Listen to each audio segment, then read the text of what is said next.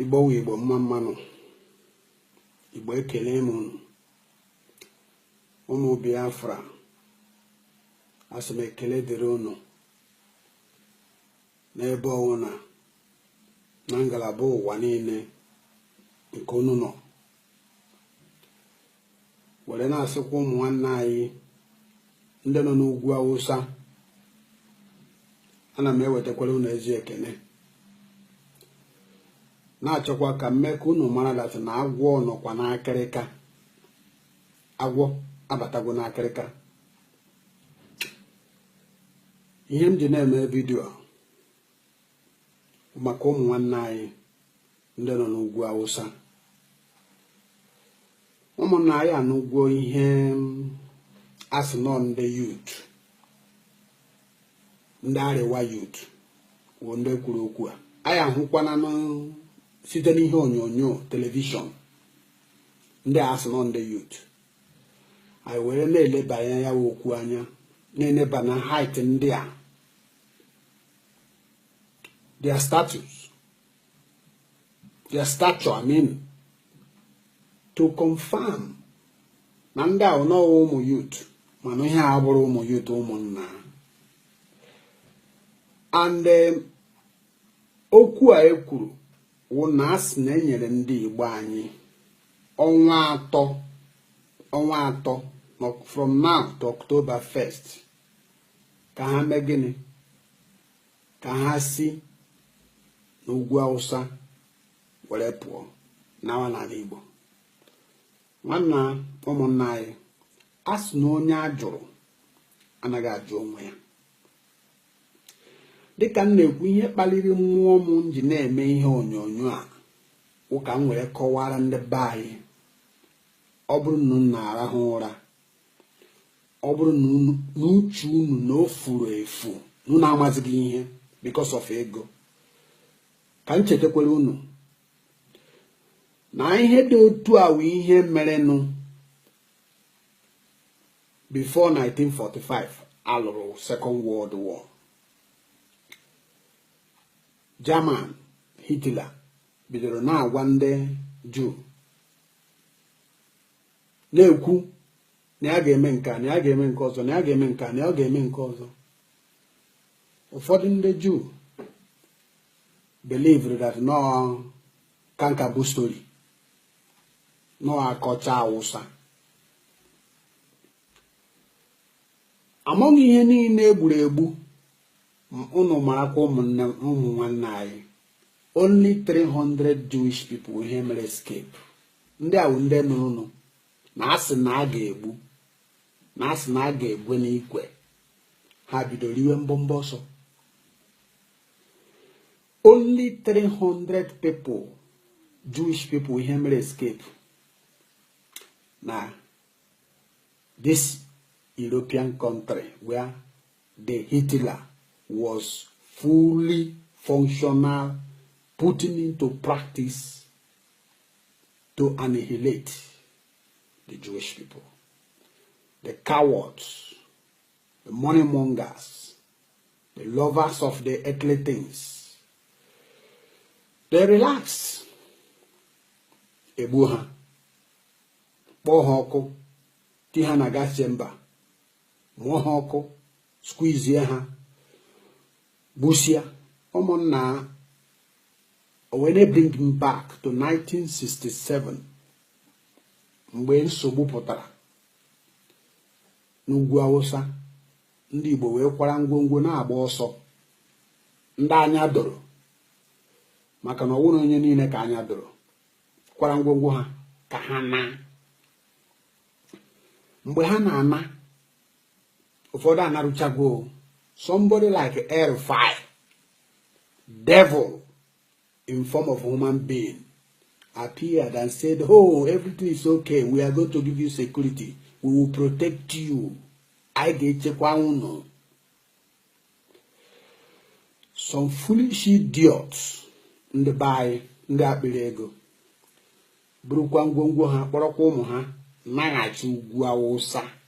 Ụfọdụ before ha na-abata ama na esetichala operation a na-asụ ha akwụ ma ndị asụrụ akwụ n'ụzọ gbaa luxury ha ọkụ, gbaa trailer ha ọkụ, gbaa caterpillar ha ọkụ, gbaa ihe niile na-ebu ha, chụrụ ha ma ndị bara tren na-agbazi ọsọ na-alazi ala, apụrụ ha pụọ na highway, kwụsị tren, gbuo onye ukwu gbuo onye nta. Ụmụnna, Awụsa obi dị ha n'azụ. Awụsa wee ekwensu, ihe ekwensu na-anụ go, ọ na-anụ kọm. Ekwensu ụmụ nke inye ya cup, he collects that cup back from him was a problem. It's a very pitiful situation to me. Now, the attitude of ndị Igbo, our attitude towards money loving. My topic today is all about Arewa. I can't put it Arewa youth. Arewa Congress have already, in fact, the whole Northerners have told ndị Igbo to pack your load and go to your place.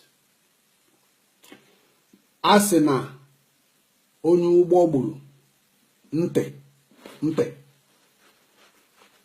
ọ blọkụrụ ablọk ntichiri echi, onye ụgbọ gburu ntichiri ya. Ụmụnna, chetenu ihe mere 1967 ebidoro na-egbu ndị Igbo were gbara ọsọ n'ala. I repeat it again, devil like Rufai, Rufai fụta na-agwa ha that ihe niile adịgbo mma, ama na plan esetiri because na ha feel na for them go escape, ka ha na-alaghachitezi atụtụrụ ha masaka. Ụmụnna, Awụsa abatakwa n'ọka again, agwọ abatakwala n'akịrịka, onye ụgbọ gburu ntichiri ya. Ndị North asịgwa anyị na bikonu, have you seen any Fulani headsman being arrested by DSS or by police or by military? DSS is only functional and operational in the eastern Nigeria. That is where DSS was made. They don't function any other place. Can I ask you a question again? In the state of El-Rufai, in his own state, they killed 800 Shiite Muslims. How many people have been apprehended? How many people have been arrested? I am giving you points one by one for you to understand that their deception. They said a fool of 40 must remain fool forever. Our brothers in the North, I don't know what you put in the North. I don't know what you are looking for in the North. They have told you to go home. It's up to you. If you want to go home, or if you want to stay. To me, if I am there, IG of police, command all the whole police to come out to the street to protect and give Igbo people guide one by one. I will not accept it, my brother. Because the time they want to put the thing into practice, they will speak in Hausa language. A chicken, you are gone. They bring their ferret car and mark it in the whole road that they are protecting Ndibo. I will leave, my brother. It's not for me. It's not for my people. I am making this video because of my sympathy. I am showing my sympathy right now for my people, for Biafrans, for the Igbos. Do not be deceived because of money. Life is better than silver and gold. It is a man who has life will prepare to go to work or to market tomorrow. If you are sick and down sick, even at the point of death, or a dead man cannot come out from the grave to go to trade. It's only the living. So therefore, my people, the Igbos and the Biafrans, pack your things and leave the North. Even if Buhari come back now and say that he's born again. My brother, forget his own born again. We have seen born again. Oh. We have seen so many people born again. Kumuyi is born again. He's a teacher. But he told us Nigeria must be united under tyranny. Whether we like it or not, we must be united. He's coming again to tell us supernatural power is coming. Let him go and tell the supernatural power to go and claim the oil in the Niger Delta and the Eastern Zone. Let him go to the radio or to his crusade as he's speaking to tell Nigerian government, oh, the way you are treating these guys is not good. He will say it because they know what they are doing. They are fighting us politically, spiritually, economically, militarily, otherwise. They are fighting us to exterminate, to extinguish us like a light.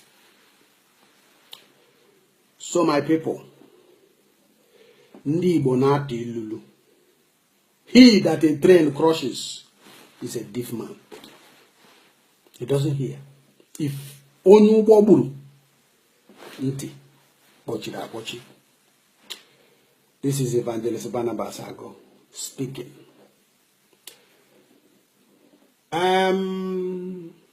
Okpara, our former Eastern Premier, said a fool of 40 must remain full forever. Omegwombo, omegwabo, omegwato. Ajujum naju. How long can we fool ourselves? How long can we learn lesson? How long?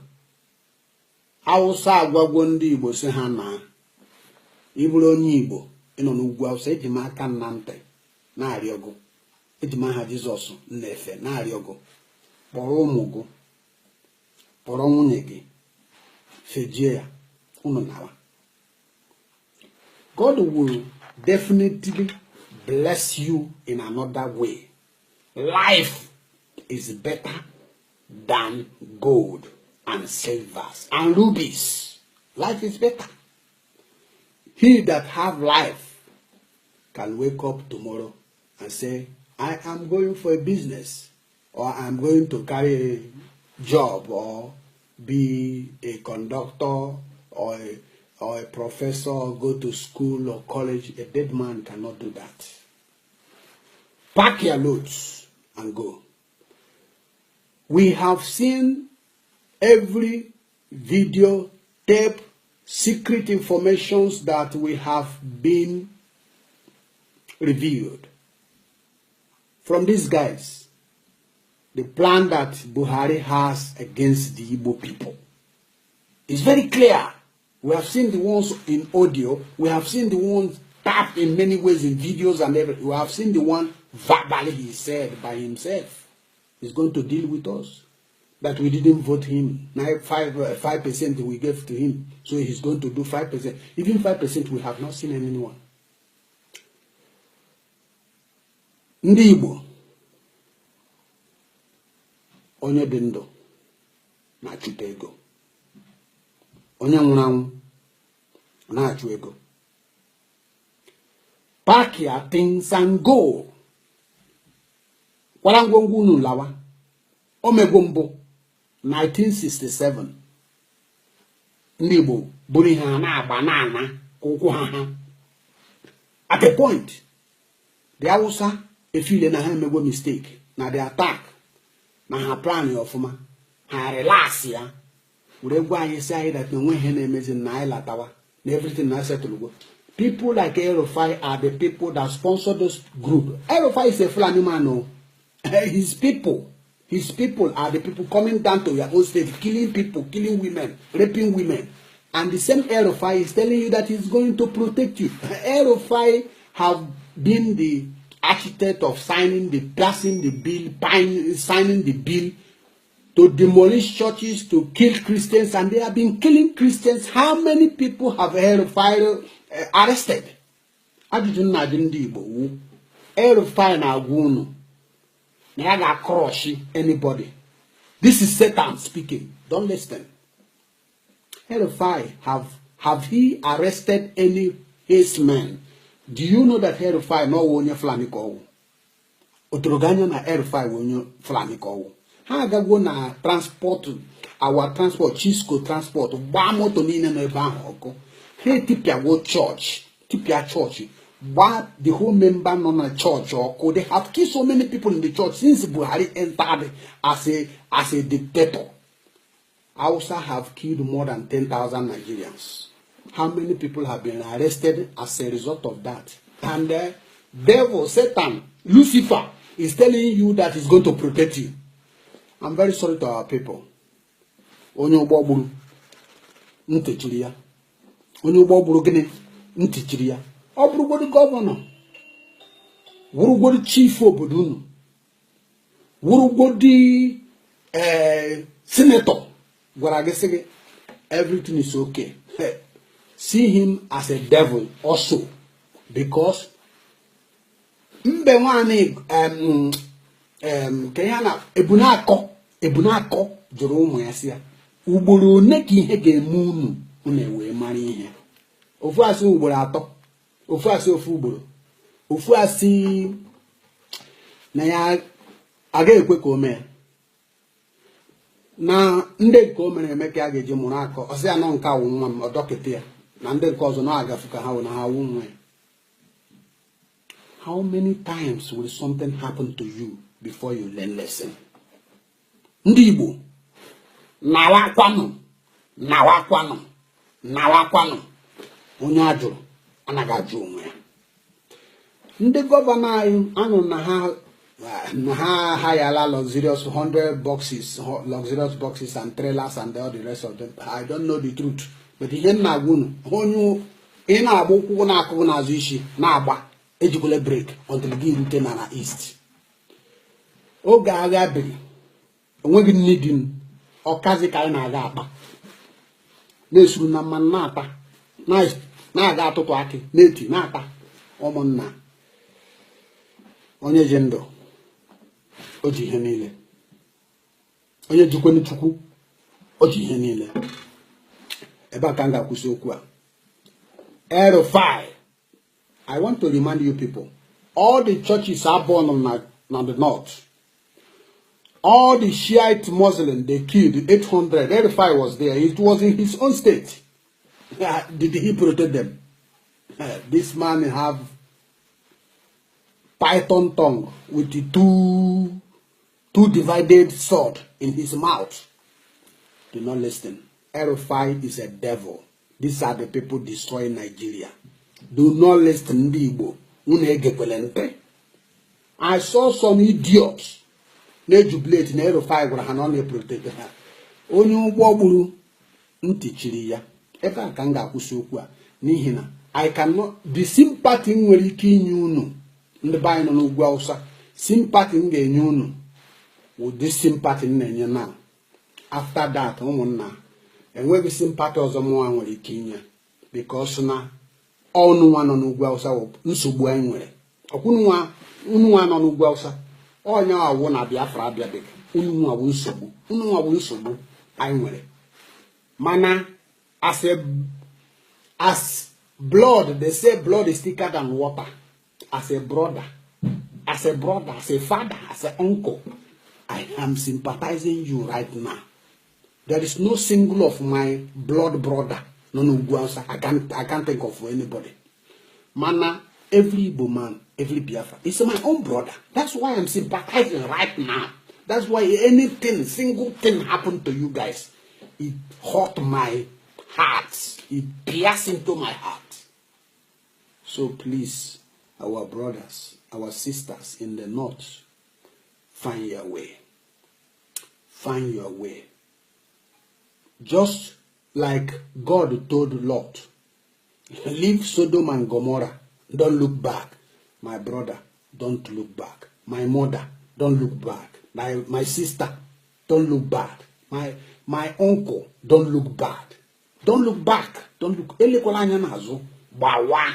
gbawa lata na n'Igbo Chukwu ga-enyere gị aka Chukwu ga-agọzi unu ha nyere anyị 20 pounds after the war gịnị mezikwenu today anyị nọ Chukwu gọziri ndị Igbo ụmụnna ebe a ka m ga-akwụsị onye na-ekwu okwu a na-ewetara gị ozi ọma awụ nwanne unu nwoke Evangelist Barnabas Nduka nọ na Highland anụgwo m ihe a enwetabe m ohere ime ihe onyonyo a wee sị ka m nwere ohere a mee si ọwụrụgodo Buhari lọtara na abụrụ Bible say now I am born again from London ọ na-ekwekwe na ekwensu anakwa echegharị o kwere ekwensu ọ na ekwensu na-echegharị there is no need for us to be talking about the kingdom of God because all ya with the main problem in the whole world nwere o chegharịala ihe ọjọọ alagwo n'ụwa but ekwensu na-echegharị so a nwere m ikikwe na-achị ọchị but ọ nara atọ ọchị